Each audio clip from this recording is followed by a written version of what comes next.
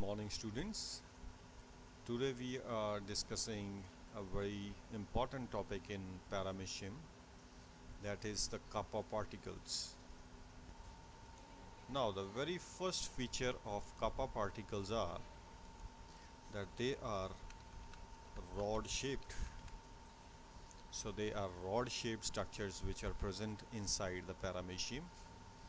Secondly, they are present in Paramecium aurelia. So they are not present in Paramecium caudatum. This is a very important point to note. Number 3, Kappa particles are inheritable. So they can be exchanged via the cytoplasmic bridge. For example, in conjugation.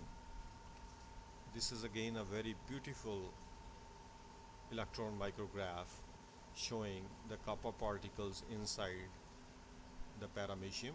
So these are black colored organelles. So in the second diagram below is also shown the Kappa particles. So these are the stained Kappa particles which are present inside the Paramecium. This particular picture shows a very important characteristic of Kappa particles.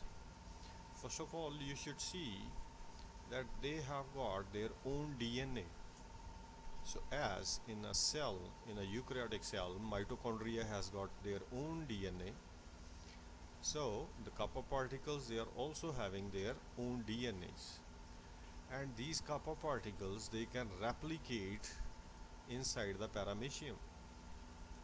This is the Kappa particle and it is replicating into 2.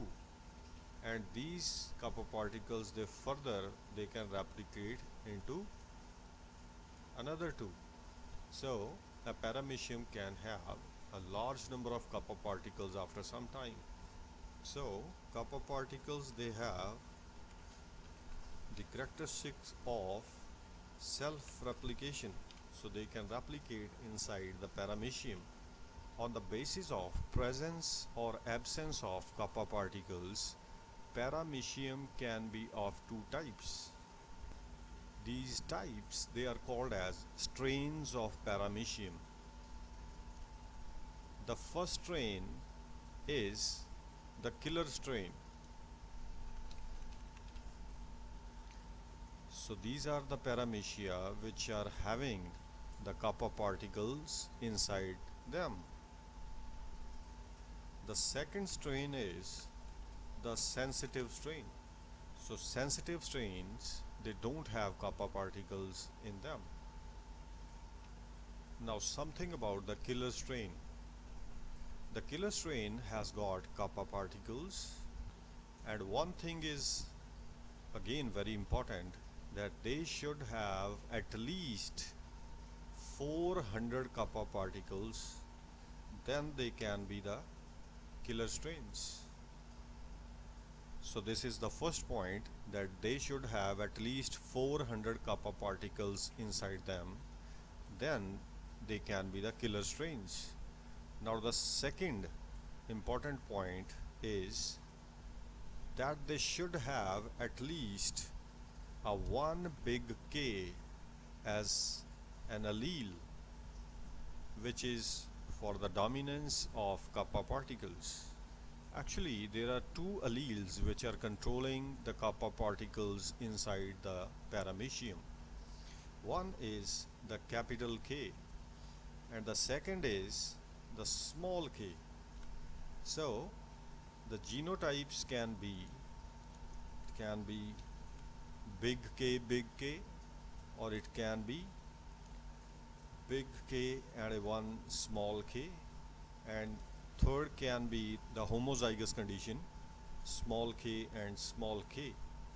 So this first condition is the homozygous condition. Last, the third one is also the homozygous condition because it is small k and small k, and the central one is the heterozygous condition. Now for a Paramecium to be killer strain, should have at least one big K in its genotype to be a killer strain. This diagram is showing the conjugation of a killer strain with the sensitive strain. So here what we have, a killer strain is conjugating with the sensitive strain.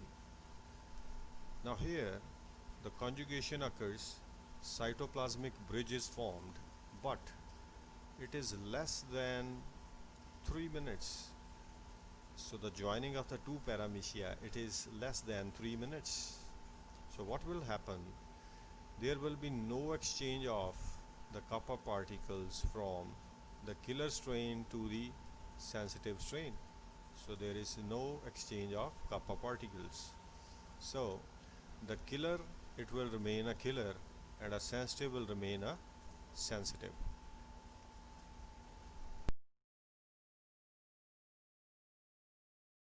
Conjugation of a killer with a sensitive strain, but there is a difference.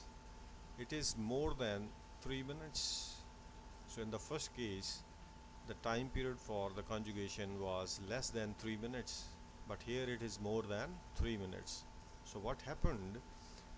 The killer strain, it gave some of the kappa particles to the sensitive strain. So here you can see the exchange of kappa particles in the cytoplasms of both these strains. So here what we have is a killer strain that remains a killer, and the sensitive strain has been converted into the killer strain.